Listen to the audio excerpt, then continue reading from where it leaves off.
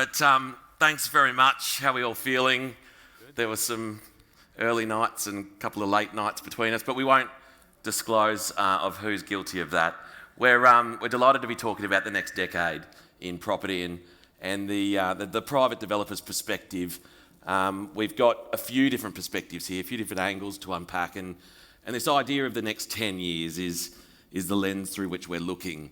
I might just start with a bit of an introduction, set some context. Alan, do you want to just kick us off? Tell us a little bit about Sammut Group, where you are, what you're doing right now. Sammut Group, family business, like I think all of us here.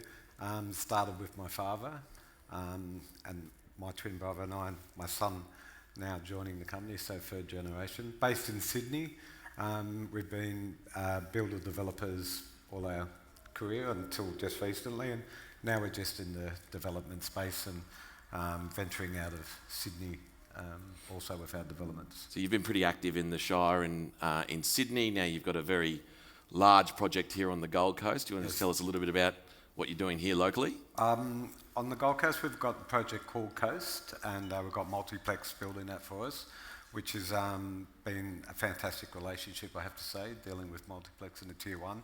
Definitely got deliverability coming, and I think that's one of the key focuses for anyone in the development industry at the moment is delivery.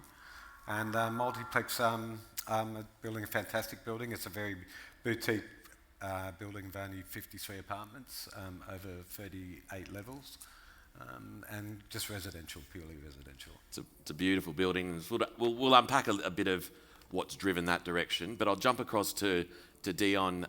You're here on the Gold Coast now, but previously of Victorian heritage, and just take us through what the Giannarelli business is now today, but also where it's come from. Yeah, so originally a business started by my father, Dion Giannarelli. I joined him after university, which I studied up here at Bond, and we did some developments down there in Melbourne.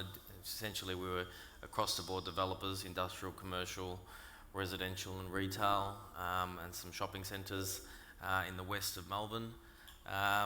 We sold up our portfolio down there and moved to the United States, where we, post-GFC, started purchasing housing from the banks, where we purchased around 750 homes, did around 250 townhouse developments, predominantly in Atlanta, Georgia, and Miami and Fort Lauderdale. Sold all that up and came back to Australia and ventured in just after COVID to the Gold Coast, where we partnered with the Pellegra family and purchased Mariners Cove Marina, where we've just received our permit, and we are building the Ritz-Carlton Gold Coast and Main Beach Super Yacht Marina, which will be the most prominent landmark hotel developments Gold Coast has seen to date. We're very excited to bring that here. And what predicated that Gold Coast move post-COVID, obviously? I wanted to get out. Lockdowns? Yeah. It was?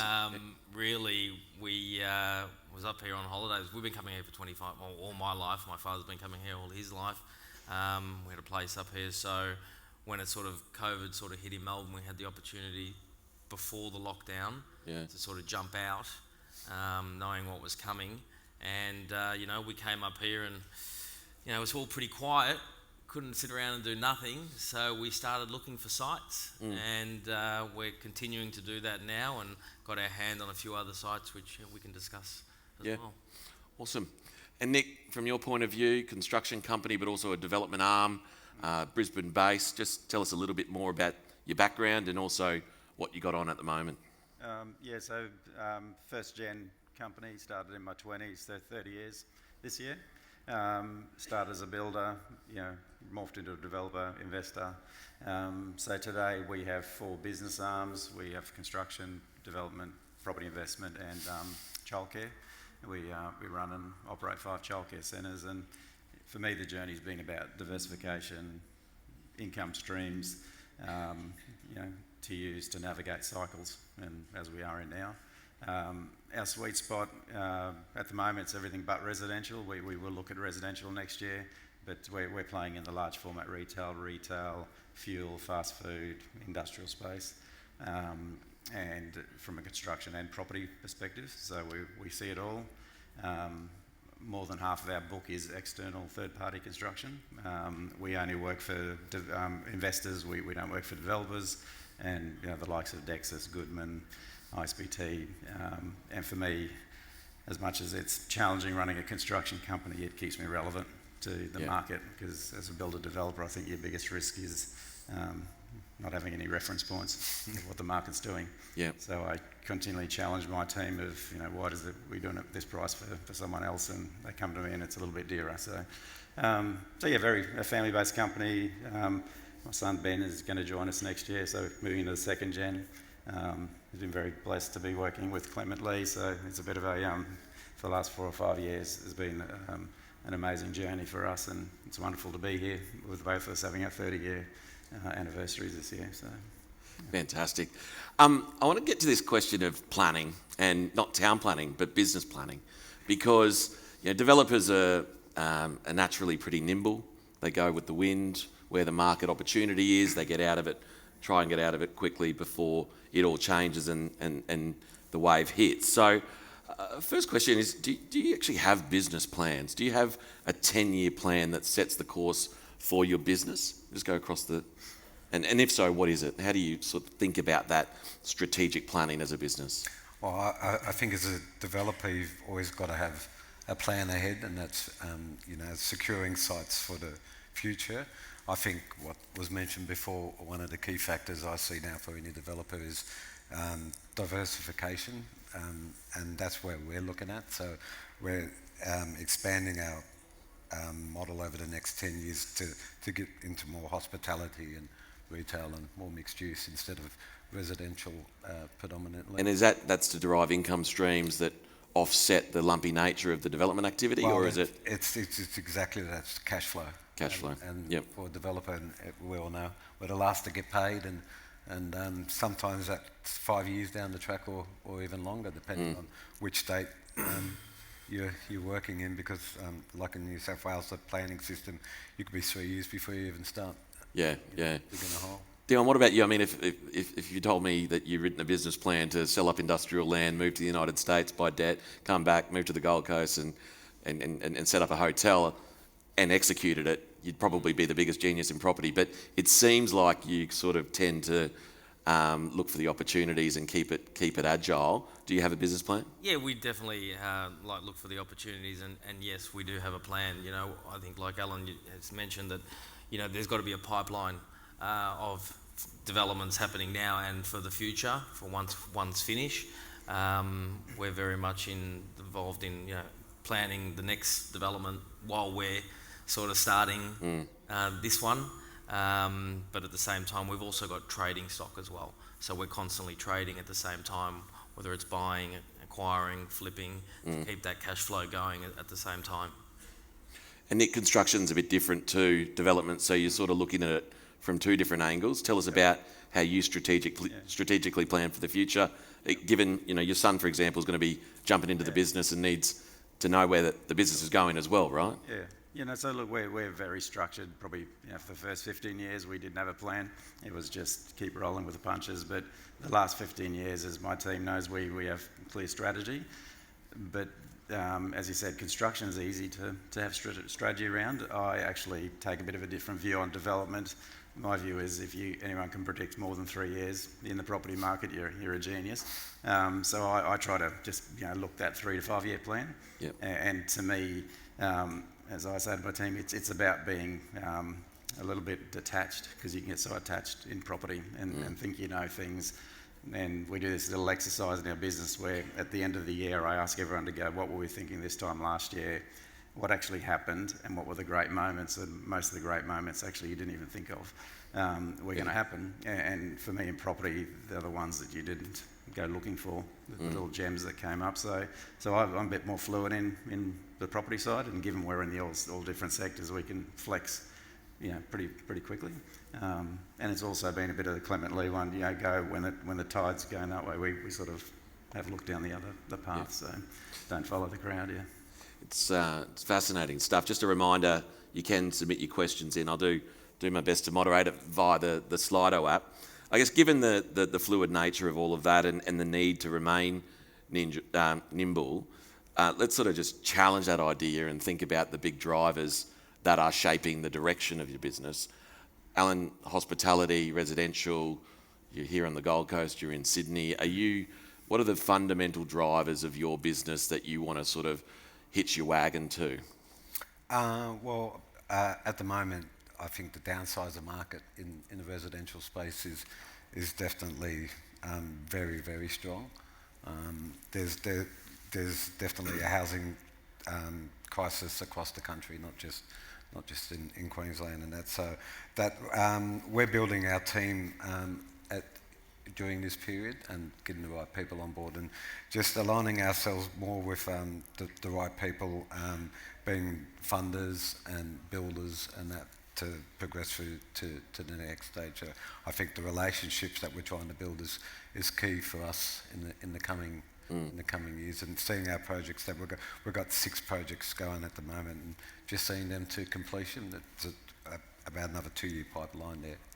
And obviously, if you look at the size of the downsizer market, what is there, 4 or 5 million boomers in the country? That's such a deep, massive market. You could be 1,000 times the size of what you are right now. How do you then think about the scalability, the rollout, what your total capacity is to be able to tap into a market like that? I think we stick to our core.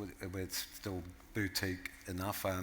Still very hands-on in every aspect of what we do, design, and even through being an ex-builder, even through the construction side of it. So we just always look for something that's unique and out of the box. So our sites always have a point of difference, and I think that's been one of the keys to our success is we're not mixing with the mainstream, but our sites do, they're key sites. And you touched on financial partners or investors and capital partners and also building partners. How wide do you cast that net in terms of the partnerships? Because there's lots out there, but you want good long-term relationships as well. Do you play with a handful, or do you sort of test the market more openly? No, play with a handful. We are a relationship-based company, so that does make a difference. There's a lot of money that wants to be deployed out there at the moment, so and I think even the banks now are starting to lax up a little bit. So on that side of it, yeah, it's just about building those relationships, and one of your major sponsors is a part of us as well, MaxCap. So they've always done well. Shout out to all our wonderful partners. Dion, from your point of view, you're here on the Gold Coast, so sort of demographically and geographically, that's a story to tell. But then you're also in the hotel game and the marina game. What are the drivers in behind that, and how are you thinking about specifically, what's driving that part of the business? Yeah, I think for us, we're very much focused on that hospitality, retail, food and beverage, lifestyle precinct sort of developments. With the Ritz-Carlton Gold Coast and Main Beach Super Yacht Marina, we've really created a sort of a one-stop shop, a hotel concept that really you haven't really seen here in Australia, where everything's at your footstep. Sorry.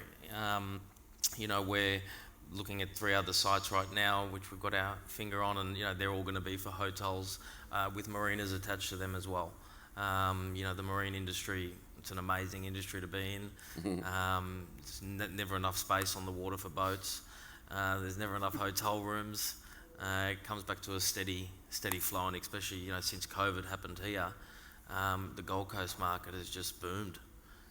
Can you paint a bit of a picture of that? Like, what are you doing from a design point of view, or from a spatial planning point of view to tap into, an obsession with marine, being the marine industry or hotels, services, amenities? Just paint a bit of a picture of what's different about what you're doing there. Yeah, I suppose for the Ritz-Carlton Gold Coast particularly, we've got a 66-berth super yacht marina for boats from 18 metres all the way up to 73 metres in length. The marina itself has, a captain's lounge with change rooms, laundry services for crew and staff. There's a gymnasium for the staff on the water. There's a helicopter pad on the water. It's got hot and cold plunges. It's giving the opportunity for marine staff working on the boats to have access to things that a hotel would have, really. Then we've attached to a Ritz-Carlton Gold Coast hotel, which has, a 1,300 square metre wellness centre, which is going to be one of the best in southeast Queensland, if not Australia. 153 room hotel. The hotel is the largest hotel rooms on the Gold Coast, sit around 60 square metres, including terrace, and they work their way up to 275 square metres. Private plunge pools. We've got a 50-metre rooftop pool with a sunset bar facing west. The hotel integration for the guest and being able to walk downstairs and have some of the best restaurants from Australia and around the world, which Queensland hasn't seen yet. And it's finding people, that are from Melbourne and Sydney that can bring that flair to the Gold Coast, which it's just not there yet. But look, the people on the Gold Coast and Brisbane have done a fantastic job so far of where it's gotten, because if you go back 10 years, we're here today to talk about a decade of growth, Gold Coast was nothing to what it is today. So it has come a long way in a short amount of time, and in the next 10 years it's going to go even further. It's a very short space of time, 10 years, isn't it? When you get through your second or third canter in the industry, it moves quick. Nic, from your point of view, you mentioned childcare, you've got fast food, fuel, everyday services, it sounds like. Yeah, what's the driver of that strategy from your point of view?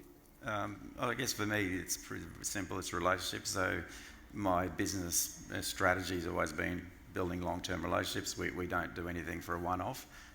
So for the last 20 years, we're blessed with, dealing with every fuel operator, every fast food operator, every large format operator. So for me, I just get the joy when they're ringing me, because, as I keep saying, we don't have a demand issue in this country at the moment. There's more demand than supply, so they ring constantly. It's how do we actually deliver product to them. So to me, as I started in resi, and I always say, resi's an easy entry point for a first-off developer. You can start a six-pack, it becomes a 12-pack, becomes a 20 and 100. You get a good brand, but to actually get into the commercial, industrial, all the other markets takes time and takes repeat commitment to the same person, never letting them down. You can have a bad resi project and, move on to the next. It's a new buyer pool. We don't have that luxury. We have to make sure our clients and our tenants, are loyal to us and we're loyal to them. And I always use Bunnings. We've done 27 Bunnings stores, and you don't do that with Wesfarmers without flexing, without being, respectful. So to me, it's all about relationships, and that'll just continue the pipeline. Yeah. I really want to get your perspectives on some of the themes here from this particular conference. We heard Nikki from New York this morning talk about artificial intelligence. There's a whole range of other social issues and causes that have been discussed and spoken about today. I just want to get your sense on some of the things that might have been spoken about.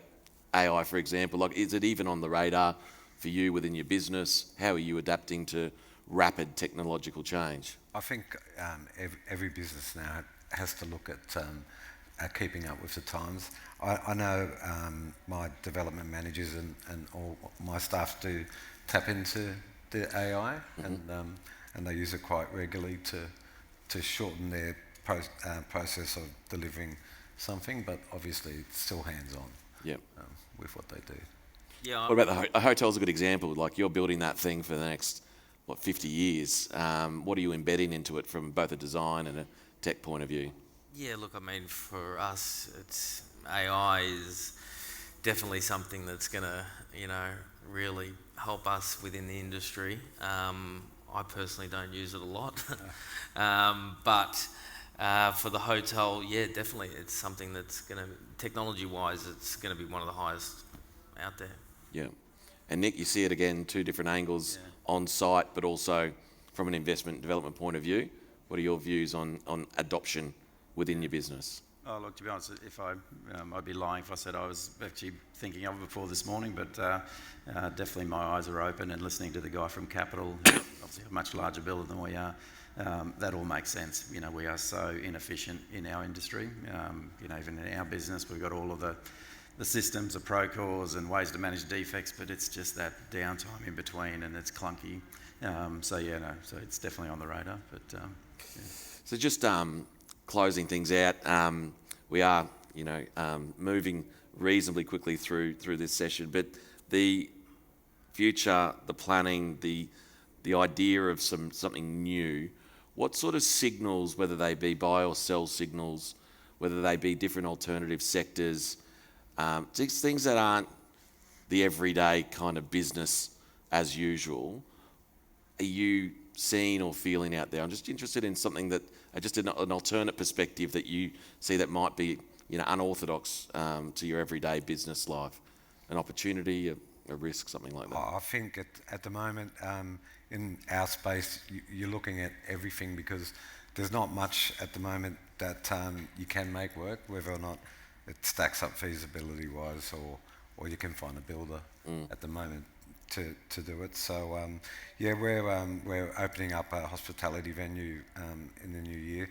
That's a venture that we're going to continue on. That's pubs and that marina as well, down south, and that, like what you said, there's always going to be a demand for it, and that's the sector that we're in. Pubs and boats, yeah? Dion, from your point of view, something that's new and a bit different? Yeah, I mean, I think I just like property, to be quite honest with you. But, we also are in the space right now looking at a couple of technology businesses outside of the property space. But yeah, I mean, really, property's our bread and butter every day, and we love it and thrive it and live it and breathe it and do everything with it. Beautiful. Nic, final word? Yeah, look, nothing specific apart from childcare is obviously something we've flexed into, but I just think, guys, my view is, we're at the bottom of the curve, and there's only one way, and it's upside. So for me, it really just go back to simple property fundamentals. If you can buy stuff, deliver stuff now, it's only going to get better, especially in commercial retail, because cap rates are directly hinged to interest rates. Once we see a shift, mate, I think it'll be game on quite quickly, because there's so much capital sitting there looking for good products. So, Fantastic. Would you please thank our panellists, Nic, Dion and Allen, for the session this morning. Thanks, guys.